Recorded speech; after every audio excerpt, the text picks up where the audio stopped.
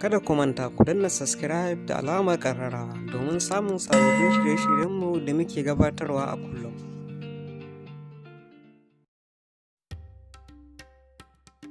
Ibn Qayyim al-Jauzi rahimahullahu ya faɗa cewa abu huɗu suna cutar da jiki. Na farko yawan magana, na biyu yawan barci, na uku yawan jima'i, na huɗu yawan cin abinci. Abu huɗu suna ruguza jiki. Na farko baƙin ciki, na biyu ɓacin rai, na uku rashin barci, na huɗu yunwa. Abu biyar na janyo arziki.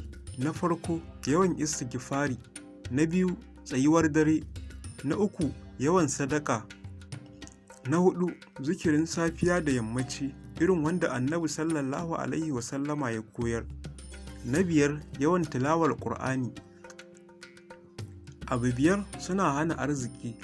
Bacci bayan sallar asuba, na biyu ƙarancin yin sallah, na uku kasala, na huɗu ha'inci, na biyar cin amana.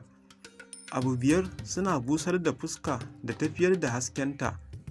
Na ɗaya ƙarya, na biyu bushewar zuciya, na uku yawan tambaya ba a kan ilimi ba, na huɗu yawaita fagirci, na biyar rowa.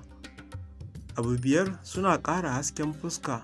Na ɗaya tsoron Allah, na biyu cika alkawari, na uku yawan kyauta, na huɗu kame kai, na biyar yawan karatun alƙur'ani. Abu huɗu suna ƙara nauyin sikeli. Na ɗaya yawan zikiri musamman faɗar subhanallahi wa bihamdihi subhanallahil azim, na biyu yawan karatun alƙur'ani mai tsarki, na uku yawan yi wa manzon Allah sallallahu alaihi wasallama salati amma fa wanda annabin ya koyar, na huɗu taimakon mabuƙaci musamman maraya.